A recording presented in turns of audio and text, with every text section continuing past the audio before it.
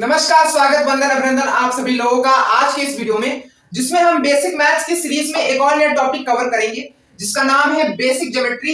इस टॉपिक में हम कुछ टर्म्स को पढ़ेंगे, समझेंगे।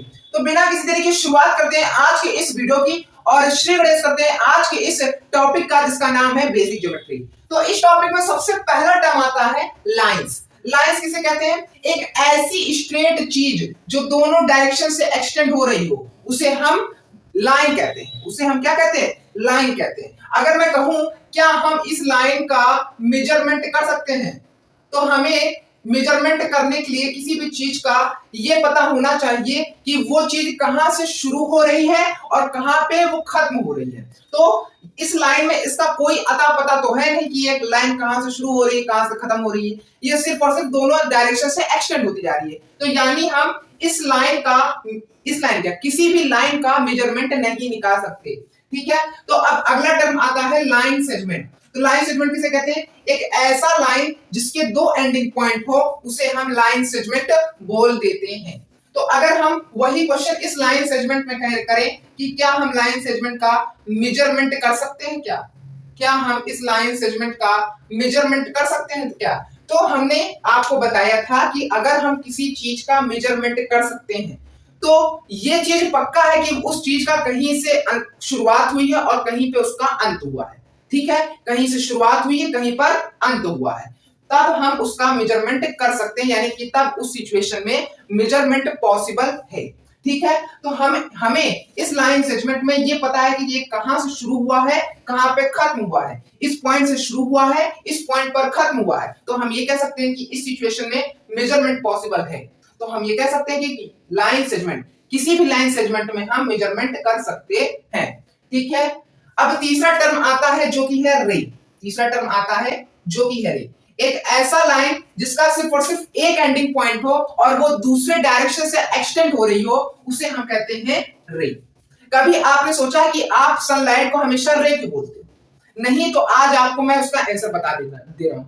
जो सनलाइट होती है उसको हम रे इसलिए बोलते हैं क्योंकि उसका एक एंडिंग पॉइंट होता है और वो दूसरे डायरेक्शन से एक्सटेंड हो रही होती है। कैसे? एंडिंग पॉइंट तो उसका सन हो गया, सोर्स हो गया कि वो लाइट कहां से निकल रही है। तो उस सनलाइट का सोर्स यानी कि एंडिंग पॉइंट कौन हुआ? सन। अब वो सनलाइट कहां पे जाके रुकेगी, कहां पे जाके खत्म होगी, इसका कोई अता पता नहीं है। तो हम ये कह सकते हैं कि वो सनलाइट दूसरे डायरेक्शन से एक्सटेंड हो जा रही है, यानी कि उसके अंत का पता नहीं है ना। तो इसलिए हम सनलाइट को एक रे बोलते हैं जिसका एक एंडिंग पॉइंट है और वो दूसरे डायरेक्शन से एक्सटेंड होती जा रही है। अब क्या हम वही क्वेश्चन रे में कर दें कि क्या हम रे में मेजरमेंट कर सकते हैं क्या, यानी कि रे में मेजरमेंट पॉसिबल है क्या? तो मैंने आपको क्या बताया था? मैंने आपको बताया था कि अगर किसी चीज में मेजरमेंट पॉसिबल है तो उसका मतलब यह है कि उस चीज का कहीं से शुरुआत हुआ है, कहीं पे खत्म हुआ है।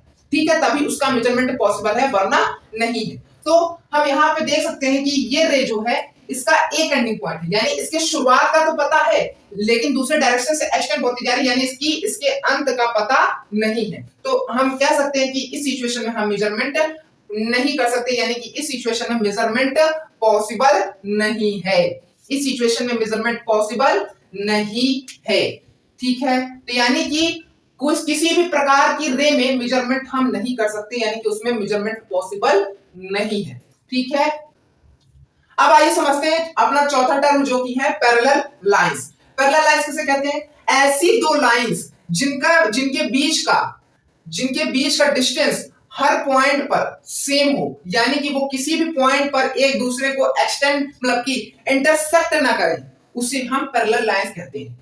जैसे कि ये दो लाइंस हैं, इस पॉइंट पर भी इस पॉइंट पर इन दोनों के बीच का जो डिस्टेंस था वो था 1 मीटर और इस पॉइंट पे भी इन दोनों के बीच का डिस्टेंस था 1 मीटर और इस पॉइंट पे भी इन दोनों के बीच का डिस्टेंस था 1 मीटर और उसी प्रकार से इस पॉइंट पर भी इन दोनों के डिस्टेंस था 1 मीटर। ऐसे ही हम देख सकते हैं कि हर पॉइंट पर इन दोनों के बीच का जो डिस्टेंस है वो है 1 मीटर, यानी कि इन दोनों लाइंस के बीच में हर पॉइंट पर इन दोनों का जो डिस्टेंस है वो सेम है। तो हम इन दोनों लाइंस को क्या कह देंगे? पैरेलल कह देंगे। ठीक है, अब आइए समझते हैं इंटरसेक्टिंग लाइंस। इंटरसेक्टिंग लाइंस किसे कहते हैं? ऐसी दो लाइंस जो एक दूसरे को कट कर रही हों, जो एक दूसरे को किसी एक पॉइंट पर कट कर रही हों, तब हम उन दोनों लाइंस को इंटरसेक्टिंग लाइंस कह देते हैं। ठीक है, जैसे कि आप यहां देख सकते हो कि यहां पे ये दो लाइंस हैं और ये दो लाइंस एक दूसरे को इस पॉइंट पर कट कर रही हैं, इंटरसेक्ट कर रही हैं, तो हम ये बोल सकते हैं कि ये दोनों लाइंस इंटरसेक्टिंग लाइंस बोली जाएंगी। तो अब इस वीडियो की समाप्ति करने से पहले हम एक बार कंक्लूजन में इन सभी चीजों को समझ लेते हैं कि आज की वीडियो में हमने क्या क्या पढ़ा, क्या क्या समझा। तो आज की वीडियो में हमने बेसिक मैथ्स का एक टॉपिक कवर किया जिसका नाम था बेसिक ज्योमेट्री, जिसमें हमने कुछ टर्म्स को पढ़ा समझा। जिसमें सबसे पहला टर्म था लाइंस। लाइंस एक स्ट्रेट चीज होती है जो दोनों डायरेक्शन से एक्सटेंड होती जाती है, ठीक है, और इसमें मेजरमेंट पॉसिबल नहीं होता है। दूसरा टर्म था हमारा लाइन सेगमेंट। लाइन सेगमेंट एक ऐसी लाइन होती है जिसके दो एंडिंग पॉइंट होते हैं, ठीक है, उसे हम लाइन सेगमेंट कह देते हैं। अब लाइन सेगमेंट में जो मेजरमेंट होता है वो पॉसिबल होता है। तीसरा टर्म था हमारा रे। रे एक ऐसी लाइन होती है जिसमें एक एंडिंग पॉइंट होती है और वो दूसरे डायरेक्शन से एक्सटेंड होती जा रही है, उसे हम कहते हैं रे। रे में मेजरमेंट पॉसिबल नहीं होता है, ठीक है। चौथा टर्म था हमारा पैरेलल लाइंस। पैरेलल लाइंस ऐसी दो लाइंस होती हैं जिनके बीच का डिस्टेंस हर पॉइंट पर सेम होता है, ठीक है। पांचवा टर्म था हमारा इंटरसेक्टिंग लाइंस। इंटरसेक्टिंग लाइंस वो दो लाइंस होती हैं जो एक पॉइंट पर एक दूसरे को इंटरसेक्ट कर रही होती हैं, कट कर रही होती हैं, काट रही होती हैं, तब हम उन दोनों लाइंस को इंटरसेक्टिंग लाइंस बोल देते हैं।